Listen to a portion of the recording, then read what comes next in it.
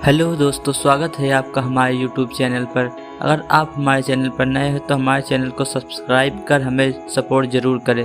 तो चलो आज की इस वीडियो की शुरुआत करते हैं। दोस्तों नमस्कार। चाहे लोकसभा का चुनाव हो या विधानसभा का चुनाव, सभी चुनावों में उत्तर प्रदेश की राजनीति में सभी दल अपनी मजबूत पकड़ बनाना चाहते हैं, क्योंकि लोकसभा चुनाव में किसी भी पार्टी को बहुमत हासिल करने के लिए उत्तर प्रदेश में अपनी मजबूत पकड़ बनानी पड़ती है, क्योंकि यहाँ लोकसभा की सबसे ज्यादा 80 सीटें हैं।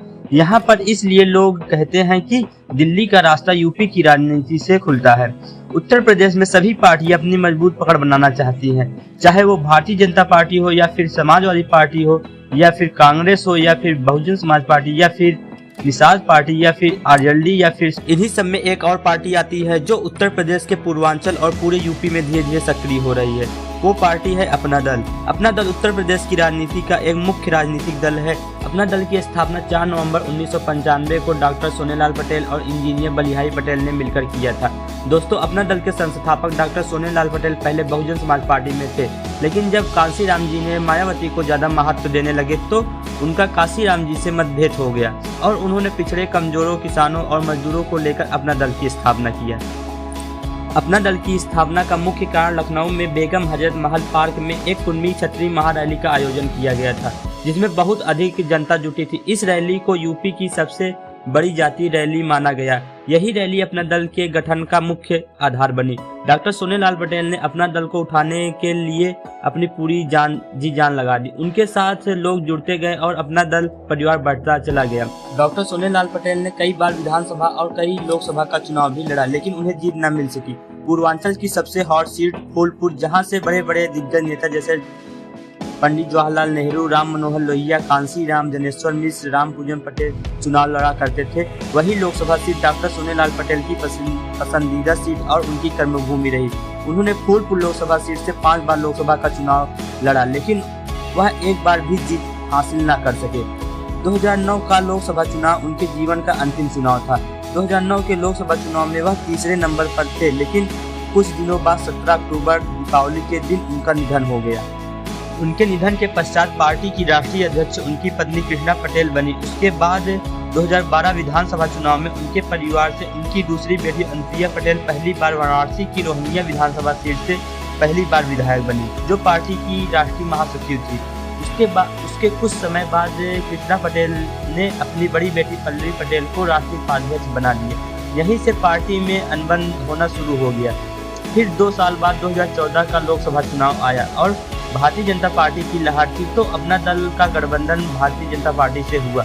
तो बीजेपी ने समझौते के तहत उन्हें 2 सीट दी, एक सीट मिर्जापुर और दूसरी सीट प्रतापगढ़। अपना दल के दोनों प्रत्याशी 2014 के लोकसभा चुनाव में जीत गए। मिर्जापुर से अनुप्रिया पटेल ने चुनाव जीता, तो प्रतापगढ़ की सीट से कुंवर हरिवंश सिंह चुनाव जीते। जिसके बाद अनुप्रिया पटेल को केंद्रीय मंत्री बनाया गया, तो वाराणसी की रोहनिया सीट खाली हो गई।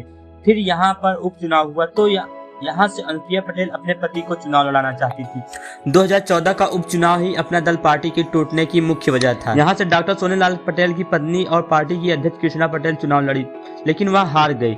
यहीं से पार्टी के भीतर कलह की बढ़ना शुरू हो गया। कृष्णा पटेल के अनुसार अनुप्रिया अपने पति के कारण उनका प्रचार नहीं किया, इसी वजह से वह 2014 का उपचुनाव हार गई। जब कृष्णा पटेल को लगा कि अनुप्रिया पटेल के पति आशीष पटेल उनकी पार्टी को तोड़ने का प्रयास कर रहे हैं, तो अनुप्रिया पटेल और उनके समर्थकों को पार्टी से निष्कासित कर दिया। तो अनुप्रिया पटेल ने कई पदाधिकारियों को शामिल कर अपना दल एस नामक नई पार्टी बनाई और 2017 के विधानसभा चुनाव में बीजेपी से गठबंधन किया, और तो उन्हें बीजेपी ने 11 सीटें दी, जिसमें उनके पार्टी के 9 लोगों को जीत मिली। अपना दल को अनुप्रिया पटेल के नेतृत्व में इतनी ज्यादा सीटें मिली, तो सारा कुर्मी समाज अनुप्रिया पटेल वाली पार्टी के समर्थन में चला गया।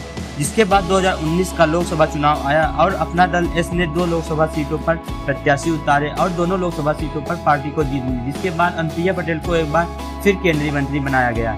फिर 2022 का विधानसभा चुनाव आया और एक बार फिर अपना दल एस मजबूती के साथ बीजेपी के साथ मिलकर चुनाव लड़ रहा था, लेकिन 2022 में अनुप्रिया पटेल की मां कृष्णा पटेल की पार्टी अपना दल कमेरावादी ने भी समाजवादी पार्टी के साथ गठबंधन किया। जिसके बाद समाजवादी पार्टी ने उन्हें 6 विधानसभा की सीट दी, जिसमें पार्टी ने सिर्फ 1 सीट पर चुनाव जीता, लेकिन यह 1 सीट पूरे यूपी की सबसे चर्चित सीट रही। यहाँ से डॉक्टर सोनेलाल पटेल की बड़ी बेटी पल्लवी पटेल समाजवादी पार्टी गठबंधन प्रत्याशी के तौर पर थी। बीजेपी की ओर से प्रदेश के दूसरे व्यक्ति डिप्टी सीएम केशव प्रसाद मौर्य चुनाव लड़ रहे थे। पल्लवी पटेल ने केशव प्रसाद मौर्य को कौशाम्बी के सिराथू विधानसभा सीट से हराया तो वह काफी चर्चित हो गई, जिसके बाद अनुप्रिया पटेल का अस्तित्व खतरे में दिखाई देने लगा। वहीं अपना दल सोनेलाल ने भी 2022 के विधानसभा चुनाव में 17 में से 12 सीटों पर चुनाव जीता, जिसके बाद उनकी पार्टी को राज्य स्तरीय पार्टी का दर्जा भी प्राप्त हुआ। इसके बाद 2024 का लोकसभा चुनाव आया तो अपना दल अपने पुराने गठबंधन में रहकर हर बार की तरह 2 सीटों पर चुनाव लड़ रहा है। वहीं अपना दल कमेरावादी अकेले ही पीडीएम गठबंधन बनाकर चुनाव लड़ रही है, क्योंकि समाजवादी पार्टी ने सभी छोटे दलों से किनारा कर लिया। सिर्फ कांग्रेस पार्टी से गठबंधन कर समाजवादी पार्टी 2024 का लोकसभा चुनाव लड़ रही है। अगर वीडियो आपको अच्छी लगे तो वीडियो को लाइक, कमेंट और हमारे चैनल को सब्सक्राइब जरूर करें।